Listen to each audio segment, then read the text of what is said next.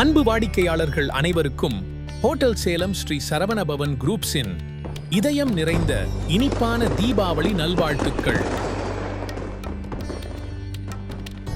செயற்கை நிறமில்லாத, ரசாயன கலவையில்லாத, சுவையில் நிகரில்லாத சேலம் ஸ்ரீ சரவணபவனின் தீபாவளி பண்டிகை பதார்த்தங்களின் அணிவகுப்பு.